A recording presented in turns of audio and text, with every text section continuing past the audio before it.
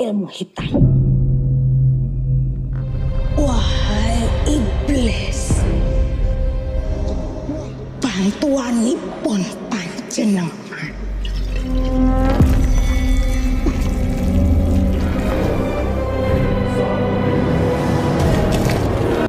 Kowe pasti menang.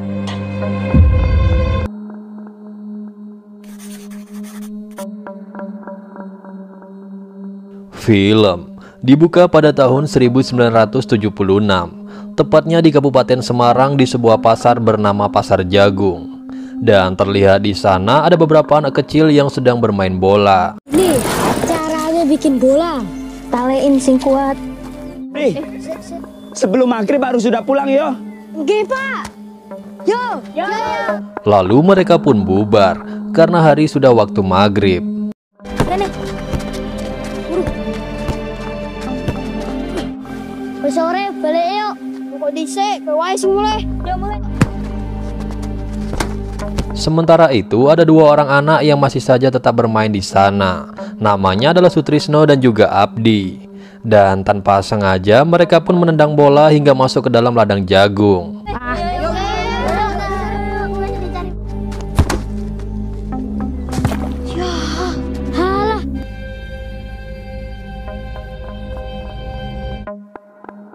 Saat waktu maghrib, mereka berdua ini masih saja terus mencari bola itu di ladang tersebut. Wis to, sesuk wae. Wis peteng. Koyone ning kene. Abdi, Sutrisno.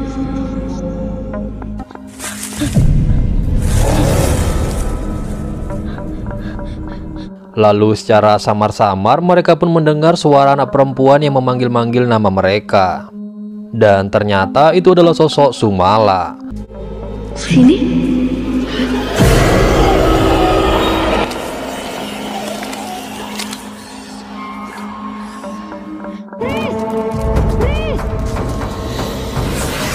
Secara tiba-tiba mereka pun langsung terpencar. Lalu salah satu anak yang bernama Sutrisno pun langsung diserang oleh sosok Sumala itu.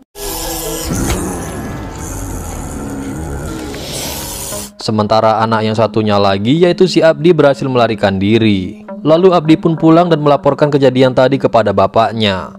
Kemudian para warga desa pun langsung berbondong-bondong masuk ke dalam hutan itu untuk mencari si Sutrisno.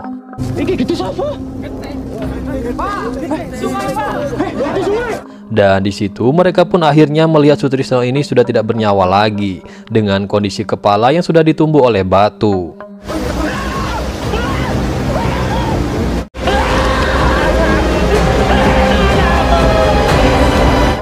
Di situ ayah Sutrisno pun lalu menuduh si Abdi ini yang telah melakukannya. Akan tetapi si Abdi ini pun berkata jujur dan memberitahu jika Sutrisno itu dibunuh oleh sosok anak perempuan. Ada 10, Pak.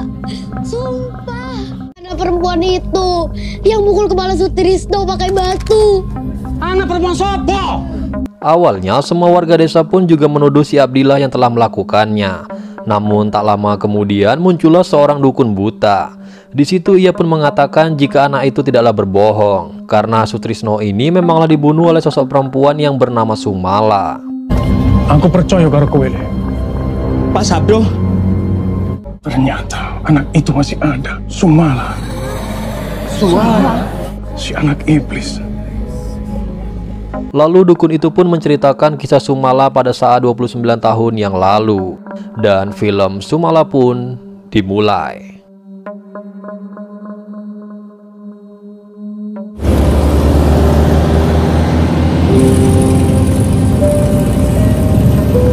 Film pun lalu berpindah ke tahun 1947.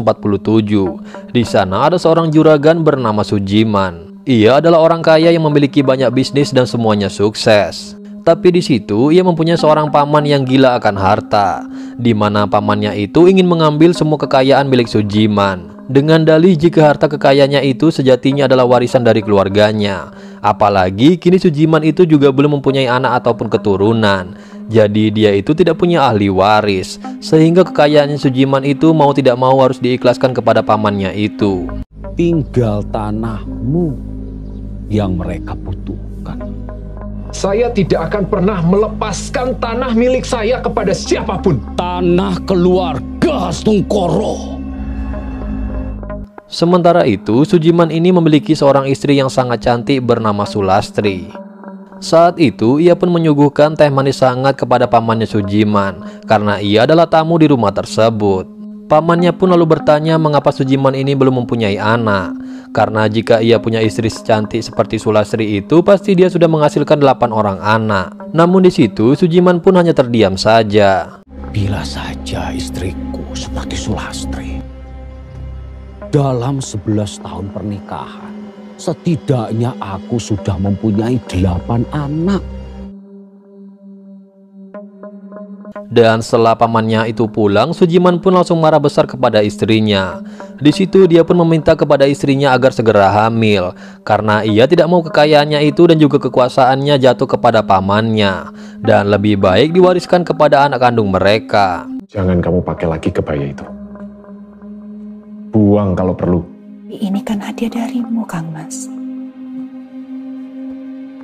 Kang Mas. Apa? Warisan kekayaan orang tuaku, hasil kerja kerasku, tidak akan pernah aku berikan pada pamanku yang rakos itu. Di situ Sulastri pun juga bingung, karena ia sudah sangat berusaha agar bisa hamil. Bahkan dia pun juga sudah meminum berbagai jamu yang katanya manjur bisa bikin subur. Akan tetapi ternyata belum hamil juga. Namun di situ Sujiman pun tidak mau tahu. Pokoknya Sulastri harus segera hamil, karena jika tidak maka terpaksa ia akan menikah lagi. Urus saja rahimmu. Memiliki anak juga amanah almarhum orang tuaku. Kamu belum bisa memberikan saya keturunan. Saya harus menikah lagi.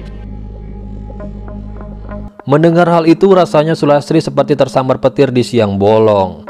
Di situ dia pun sangat bersedih karena dia tidak mau dimadu oleh si Sujiman. Dan ketika Sulastri sedang bersedih duduk sendirian, tanpa sengaja dia pun mendengar obrolan seorang warga, yang mana jika ada seorang warga yang berhasil hamil karena bantuan seorang dukun. Ayo toh, cepetan. Arab nang ndi toh buru-buru? Ibu tua yang katanya iso ngasih keturunan. Emang wis ono hasilnya? Kata istriku, wis. Mendengar kabar itu, Sulastri pun ingin mencoba meminta bantuan kepada Mbah Tugina. Namun ternyata dukun itu berada di desa seberang, sehingga Sulastri pun harus menyeberangi danau terlebih dahulu dengan menggunakan sebuah perahu. Dan singkat cerita, setelah perjalanan yang sangat panjang, akhirnya Sulastri pun sampai di rumah dukun tersebut. Kemudian Sulastri pun langsung mengatakan keinginannya bahwa ia ingin segera hamil. Kalau jaluk tulung karo aku itu beda. Ilmuku beda. Kowe akan terikat dengan tuanku. Tuan? Iblis. Dukun itu pun akan membantunya, asalkan Sulastri ini mau menyembah kepada tuannya yaitu iblis. Dan jika Sulastri bersedia, maka ia tidak akan hanya memiliki seorang anak, tetapi langsung 2 anak kembar. Tapi ada syaratnya. Kowe akan mengandung anak kembar. Mendengar hal itu, Sulastri pun sangat senang, dan dia pun rela menyembah kepada iblis asalkan dia punya keturunan. Kowe dan suamimu harus merawat mereka dengan baik-baik sampai usia mereka 10 tahun. Tapi ternyata tidak semudah itu, karena ada beberapa syarat yang harus Sulastri sepakati. Yang mana setelah Sulastri melakukan perjanjian ini, maka ada hal-hal yang harus mereka perhatikan. Di mana Sulastri ini nantinya akan hamil 2 anak kembar, 1 anak dari bangsa manusia dan 1 lagi dari bangsa jin. Yang satu cantik dan baik hati dari bangsa manusia, dan yang satunya lagi buruk rupa dan nakal dari bangsa iblis. Di situ Sulastri dan juga suaminya juga harus merawat kedua anak itu dengan sangat baik, tidak boleh disakiti ataupun ditelantarkan, karena jika tidak maka hal-hal mengerikan akan terjadi kepada mereka. Mau? Apa syaratnya? Sulastri pun akhirnya menyanggupi semua persyaratan itu, dan kemudian perjanjian dengan iblis itu pun dimulai. Di situ Mbak Dukun pun lalu menyembelih seekor ayam. Setelah itu menyuruh Sulastri untuk meminum darahnya.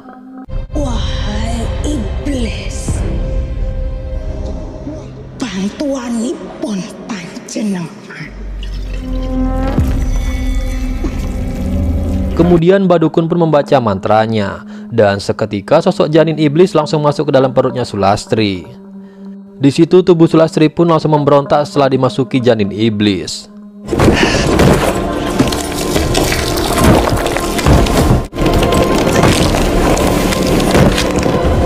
Setelah itu ia pun langsung kayang secara mengerikan, dan itu tandanya anak iblis itu sudah masuk ke dalam perutnya Sulastri.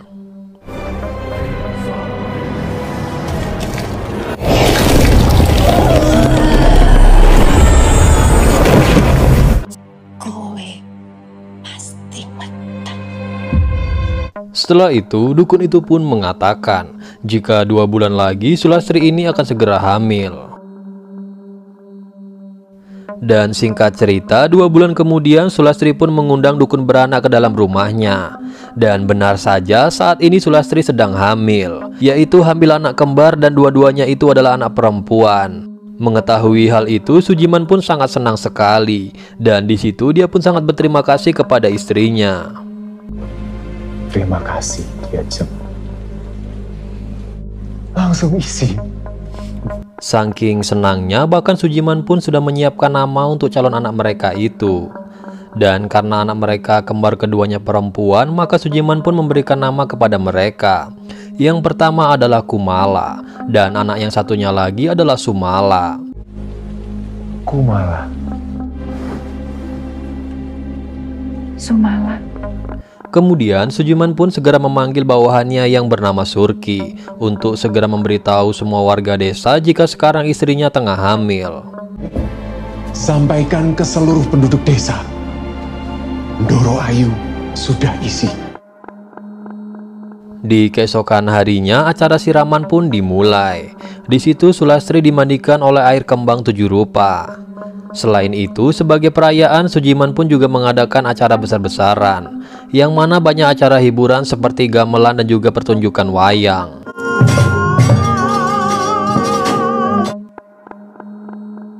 Dan singkat cerita, 9 bulan pun berlalu.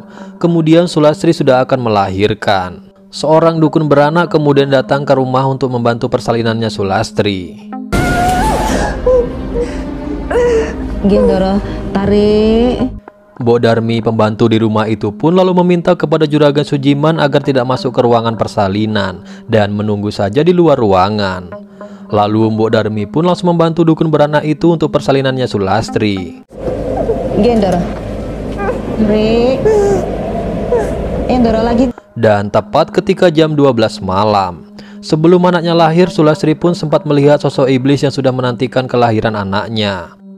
Dan tak lama kemudian akhirnya satu anaknya pun lahir.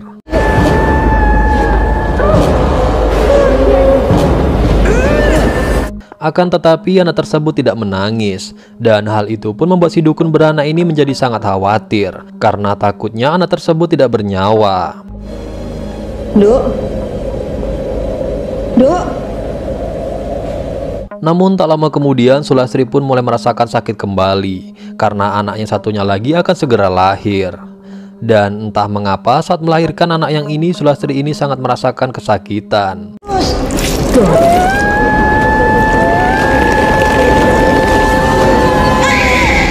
Dan akhirnya anak itu pun lahir. Beruntung anaknya kali ini langsung menangis. Namun sayangnya anak tersebut buruk rupa karena ternyata ia cacat. Wes lahir, Mbok. Sampun Den Bagus. Apa iki, Mbok? Mendengar suara tangisan bayinya, Sujiman pun langsung masuk ke dalam ruangan karena ia tidak sabar melihat anaknya. Namun saat ia melihat anak yang cacat itu, seketika ia pun sangat kecewa dan seolah tidak terima dengan anaknya yang cacat. Sujiman yang gelap mata pun lalu pergi ke ruangan kerjanya. Ia pun lalu mengambil salah satu keris miliknya. Dan tanpa diduga, secara mengerikan Sujiman pun langsung membunuh anaknya itu dengan cara menusuknya dengan keris tersebut. Dan ternyata hal itu pun ia lakukan tepat di depan Sulastri yang masih terbaring lemah pasca melahirkan. Namun setelah anak buruk rupa itu mati, secara ajaib anak yang pertama tadi pun langsung bernyawa dan seketika menjadi hidup kembali lalu menangis. Mengetahui hal itu, Sujiman pun langsung merasa sangat senang. Lalu ia pun kembali memanggil bawahannya yaitu Surki untuk memberitahu semua warga desa jika anaknya telah lahir. Cerita pun kemudian melompat ke tahun 1950. Saat itu Kumala anak Sujiman ini dan juga Sulastri sudah berumur 3 tahun. Dan ternyata Kumala ini tumbuh tidak seperti anak pada umumnya, di mana di umur anak yang ketiga tahun ini Kumala belum bisa berjalan dan juga belum bisa berbicara. Dan hal itu pun menjadi perbincangan di keluarganya Sujiman, karena itu merupakan sebuah aib keluarga. Kemudian cerita pun terus melompat ke tahun 1952 saat Kumala ini sudah berumur 5 tahun. Di situ dia pun semakin tumbuh besar.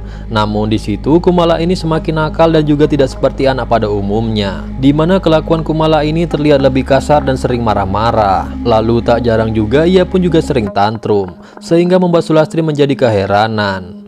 Sujiman yang melihat hal itu pun lalu memutuskan untuk menyuruh Surki untuk mengikat anaknya dengan sebuah tali. Dan setelah itu Kumala pun langsung dibawa ke dalam gudang untuk dikurung di sana. Di situ Mbok Darmi pun sangat tidak tega melihat Kumala diperlakukan seperti itu. Akan tetapi apalah daya, dia hanyalah seorang pembantu. Sementara itu Sulastri pun sendiri juga sebenarnya tidak tega, tetapi di situ ia tidak bisa membantah perkataan dari suaminya. Sampai pada akhirnya di tahun 1955, Kumala pun terus tumbuh besar, namun dia menjadi anak yang sangat aneh. Tangannya menekuk dan juga kakinya menjadi pincang sebelah. Di situ dia pun juga tidak punya teman dan juga selalu menyendiri. Bahkan Kumala pun sering kabur dari rumah tanpa sepengetahuan dari kedua orang tuanya. Dan ternyata diam-diam Kumala ini sering bermain di pasar karena ia merasa bosan berada di rumah. Kemudian ada anak-anak desa yang sedang bersembunyi setelah mereka mencuri sesisir pisang. Lalu mereka pun tidak sengaja melihat Kumala yang terlihat sangat aneh itu, lalu membicarakannya. Namun tidak sampai di situ saja, kemudian mereka pun langsung mengerjai Kumala dengan menempelkan tomat pada wajahnya. Bahkan di situ mereka pun juga sampai melempari batu ke punggungnya Kumala sampai dia menangis. Dan ternyata hal itu pun dipantau oleh kedua orang tua Kumala dari kejauhan. Kejadian itu pun tentu saja membuat mereka menjadi merasa malu. Kemudian Kumala pun langsung disekap kembali ke dalam gudang. Lalu Sujiman pun langsung memberikannya sebuah pelajaran. Dan kali ini Sujiman pun sangat marah dan dia akan berniat untuk mencambuk Kumala. Di situ Mbok Darmi pun tampak tidak tega melihat Kumala yang kesakitan. Begitupun dengan Sulastri. Akan tetapi mereka berdua ini tidak dapat berbuat apa-apa. Dan saat di rumah, Mbok Darmi pun lalu membersihkan luka di punggungnya Kumala. Di situ dia pun sangat bersedih atas nasib anak kecil ini, karena hanya Mbok Darmilah yang selalu baik kepada Kumala dan selalu ada untuknya. Kemudian supaya Kumala ini tidak bersedih, Mbok Darmi pun lalu mengajaknya untuk bermain piano. Dan di situ Kumala pun sangat senang memainkannya. Setelah itu Mbok Darmi pun memberikan Kumala hadiah sebuah boneka, karena ternyata besok Kumala ini akan berulang tahun yang ke usia 8 tahun. Di situ Mbok Darmi pun juga mengatakan kalau dia akan selalu menyayangi Kumala. Dan tepat di jam 12 malam Kumala berulang tahun yang ke-8 tahun. Di malam itu tiba-tiba saja ada seorang anak perempuan yang muncul dari dalam lemari. Terlihat di situ penampilannya pun sangat mengerikan, di mana terlihat pada bagian kepala depannya itu tidak ada rambut, serta memiliki gigi yang sangat tajam.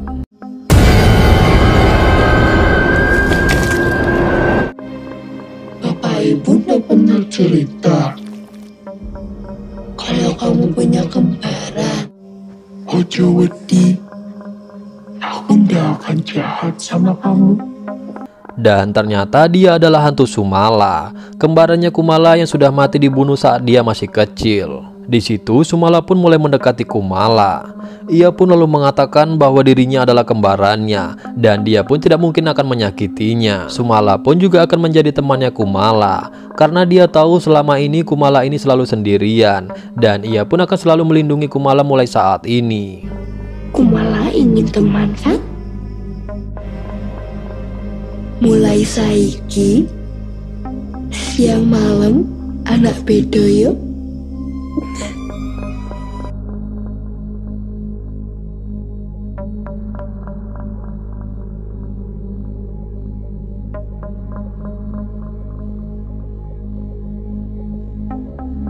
Setelah pertemuan dengan Sumala itu, Kumala pun mulai bertingkah mengerikan. Di setiap malam, Kumala ini selalu dirasuki oleh kembarannya yaitu Sumala. Dan di suatu malam saat Kumala bermain piano, tiba-tiba saja Sujiman yang sedang bekerja beranjak dari kursinya. Dan tiba-tiba saja Sujiman pun langsung menampar Kumala. Karena sepertinya apapun yang dilakukan oleh anak itu selalu salah di matanya Sujiman. Akan tetapi kali ini Kumala bukanlah Kumala yang dulu lagi, karena dia sudah dirasuki oleh iblis Sumala. Kemudian Kumala pun mulai berani melawan Sujiman. Ia lalu mendatangi ke ruangan kerja bapaknya. Dan di saat itulah Sujiman melihat Kumala yang meluruskan tangan dan juga kakinya. Dan tiba-tiba saja Kumala pun langsung menyerang Sujiman dengan cara menusukkan pulpen ke tangannya Sujiman.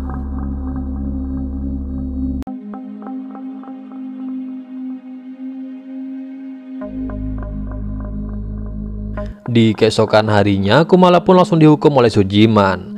Kumala ini lalu merengek meminta bantuan kepada ibunya karena dia akan diikat dan juga digantung di tengah-tengah kebun jagung. Akan tetapi di situ Sulastri pun juga ikut memarahi Kumala karena ia berani-beraninya melawan bapaknya sendiri. Dan di malam berikutnya, ketika sedang makan malam bersama, awalnya semua keadaan baik-baik saja. Saat itu Mbok Darmi menawarkan Kumala untuk dibuatkan sesuatu. Dan di situ Kumala pun meminta untuk dibuatkan segelas teh manis hangat. Namun tiba-tiba saja hantu Sumala pun kembali merasuki Kumala. Di saat itu juga tiba-tiba saja Kumala ini langsung berdiri di atas meja makan. Dan kejadian ini sebenarnya sangat menjijikkan. Di situ Kumala tiba-tiba saja kencing di depan orang tuanya yang sedang makan. Sujiman pun langsung berteriak memanggil Surki untuk mengikat anak itu lagi. Namun tiba-tiba saja Kumala ini malah langsung menerkam Surki sampai ia tersungkur ke bawah lantai. Di situ Sulastri pun tiba-tiba saja melihat ada bayangan di dalam kaca jika ada sosok Sumala yang tengah merasuki Kumala hingga ia berbuat seperti itu. Dan di malam berikutnya Kumala ini terlihat tidak ada di rumah. Sulastri dan juga Mbok Darmi pun mulai mencarinya keluar rumah. Dan di situ mereka pun sangat terkejut saat melihat Kumala berada di dalam kandang sedang memakan seekor ayam hidup-hidup. Di keesokan harinya Mbok Darmi pun lalu bertanya kepada Kumala, kenapa malam kemarin ia makan ayam hidup-hidup itu.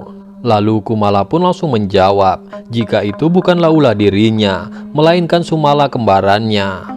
Dan ternyata di luar kamar diam-diam Sulastri ini mendengar perkataan itu. Dan ia pun sangat terkejut setengah mati. Di siang harinya diam-diam Sulastri pergi sendirian keluar rumah. Dan hal itu pun terlihat oleh Mbok Darmi.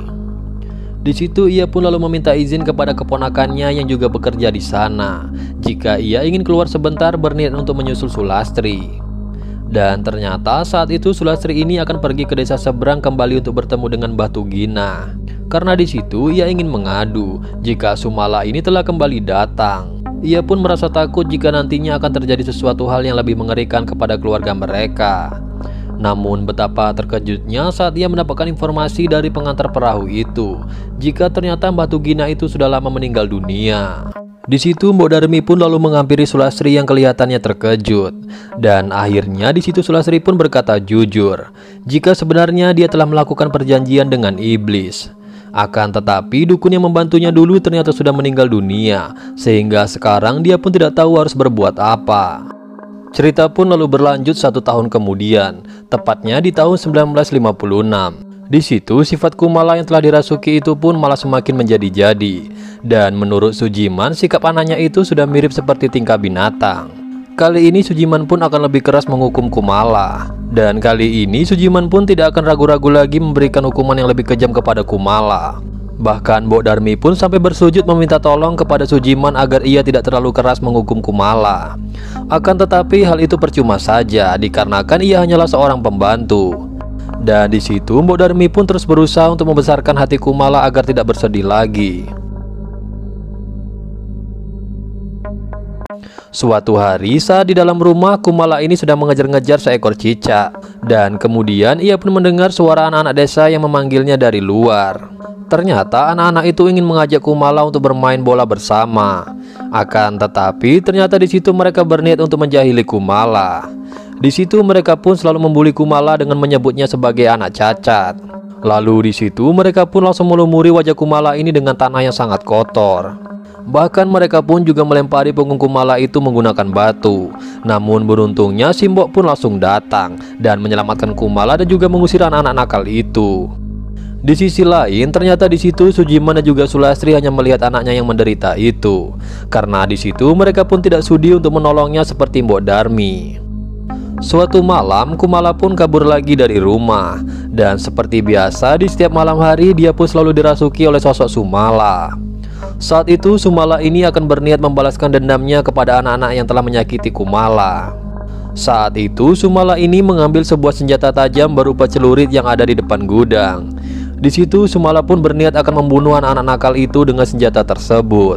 Sementara di sisi lain, salah satu anak pembuli yang bernama Supri disuruh ibunya untuk menimba air di sumur.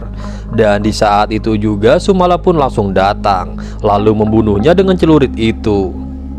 Di situ Supri pun akhirnya mati saat sedang menimba air di sumur karena punggungnya dibeset sampai darahnya itu jatuh ke air sumur.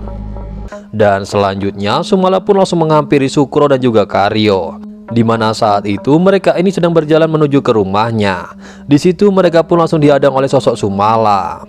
Sumala pun kemudian langsung membunuh Sukro dengan melemparinya menggunakan batu. Sementara Karyo langsung dihabisi dengan menusuknya menggunakan celurit yang dibawa Sumala.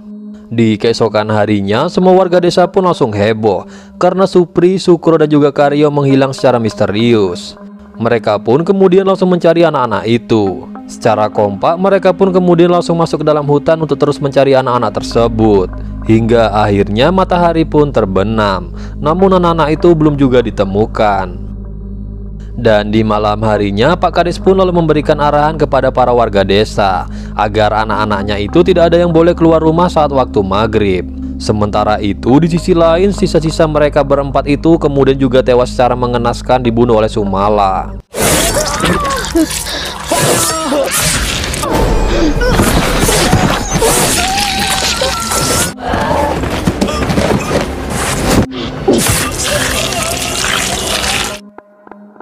Keesokan harinya warga desa pun kembali dihebohkan dengan ditemukannya mayat anak-anak yang sudah tewas secara mengenaskan. Dan kemudian mereka semua pun juga terkejut karena di kebun jagung itu terdapat banyak mayat anak-anak yang sudah dibuat dalam bentuk posisi melingkar dengan kondisi yang sudah terpenggal. Setelah itu semua warga desa pun langsung demo ke rumahnya Sujiman karena mereka menganggap jika Kumala lah yang telah membunuh anak-anak tersebut.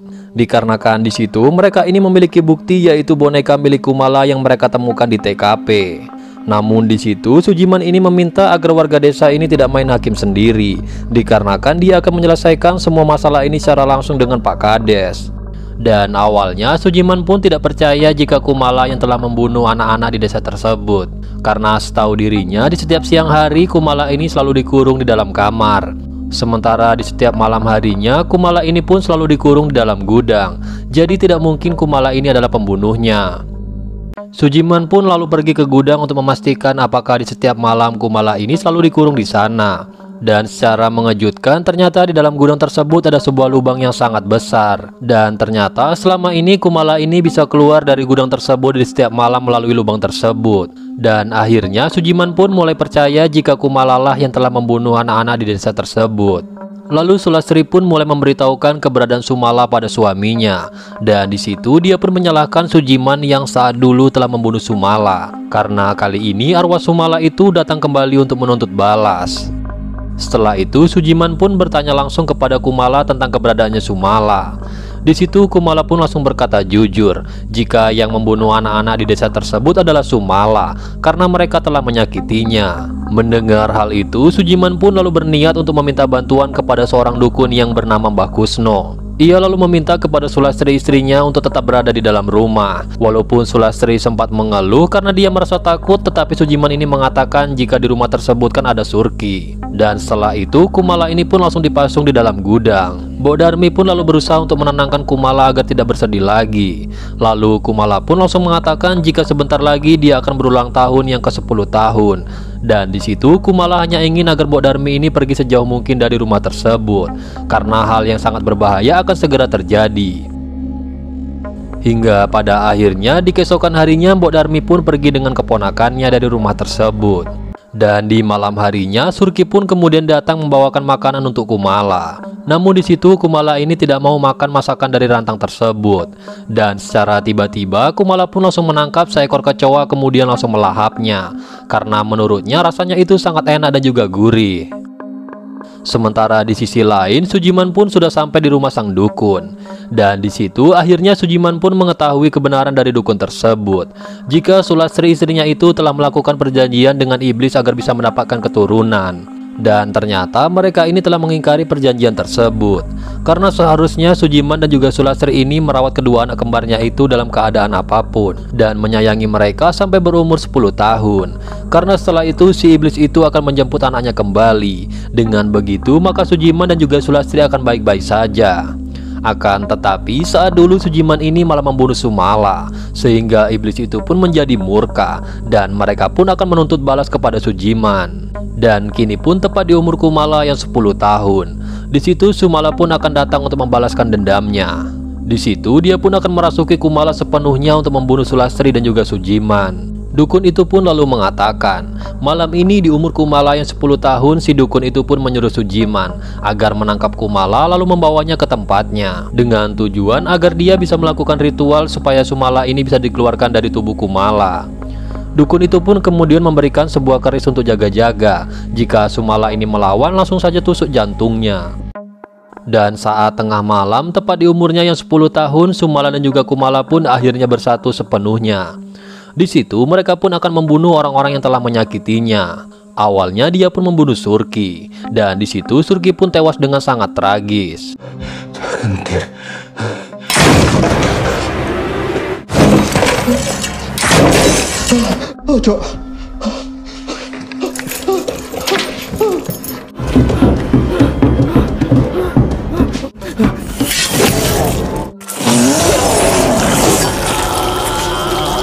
Dan kemudian ia pun membunuh ibunya sendiri, yaitu Sulastri.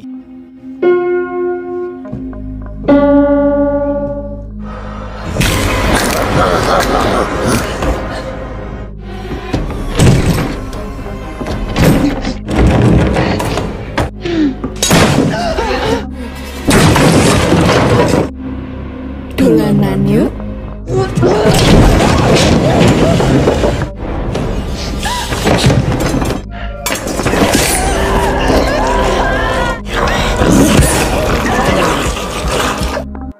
Tak lama kemudian, Sujiman pun akhirnya pulang dari rumah si dukun. Dan di situ dia pun melihat istrinya yang sudah meninggal dunia. Dan kemudian Sumala pun langsung mengincar nyawanya Sujiman.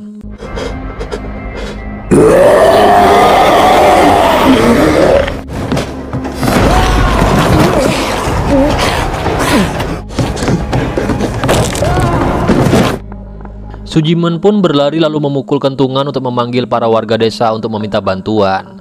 Dan di situ dia pun lalu memberitahukan jika istrinya itu sudah mati dibunuh oleh anaknya sendiri. Kemudian Sujiman pun meminta warga desa agar mencari Kumala, lalu menangkapnya supaya bisa dibawa ke dukun. Mereka semua pun lalu mencarinya di kebun jagung. Sementara itu, Sujiman ini mengambil keris terlebih dahulu yang telah diberikan oleh dukun tadi. Lalu dia pun langsung menyusul para warga desa lainnya dan mencari Sumala ini di kebun jagung. Namun sialnya dia malah bertemu dengan Sumala. Kemudian Sumala pun langsung menyerang Sujiman. Namun beruntungnya Sujiman ini dapat menyerang balik dan dia pun akan menusuk Sumala dengan keris tersebut. Akan tetapi di situ Sujiman pun tidak tega karena melihat Sumala ini seperti Kumala. Dan saat Sujiman lengah, dia pun langsung menyerang balik. Namun lagi-lagi Sujiman ini berhasil melumpuhkan Sumala. Dan kali ini tanpa basa-basi dia pun akan segera menusuk jantungnya Sumala. Namun tiba-tiba saja Sumala ini pun hidup kembali, karena ternyata jantungnya itu berada di sebelah kanan, karena ia merupakan sosok iblis. Sehingga Sumala ini pun langsung menyayat perut Sujiman sampai organ perutnya itu langsung keluar. Dan setelah itu dia pun juga menusuk kedua matanya.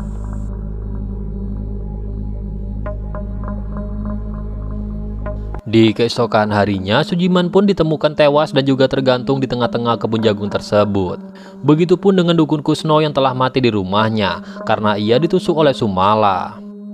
Sujiman dan juga Sulastri kemudian dimakamkan secara berdampingan. Lalu terlihat juga Mbok Darmi dan juga keponakannya yang datang pada acara pemakaman tersebut. Dan ternyata keponakannya Mbok Darmi yang buta inilah yang merupakan seseorang pintar yang bercerita di awal film tadi. Menurutnya, Sumbala itu masih berkeliaran di hutan-hutan yang ada di Semarang, karena dia akan selalu membunuh anak-anak yang berkeliaran di luar rumah di saat waktu maghrib. Maka dari itulah warga Semarang pun sangat percaya dengan keberadaan Sumala. Dan di situ mereka pun juga selalu memberikan sesajen untuk diberikan kepada Sumala. Film pun lalu ditutup dengan bapaknya Sutrisno yang tidak mau percaya tentang keberadaannya Sumala. Hingga pada akhirnya dia pun melihat ada seorang warga desa yang dimakan oleh Sumala. Dan film pun berakhir. Nah, itulah tadi alur cerita dari film horor Sumala tahun 2024. Oke, mungkin segitu aja untuk video alur cerita film kali ini. Terima kasih buat kalian yang udah nonton video ini sampai selesai. Jika kalian suka dengan video ini, jangan lupa untuk klik tombol like, komen, dan juga subscribe. And see you on the next video. Bye-bye.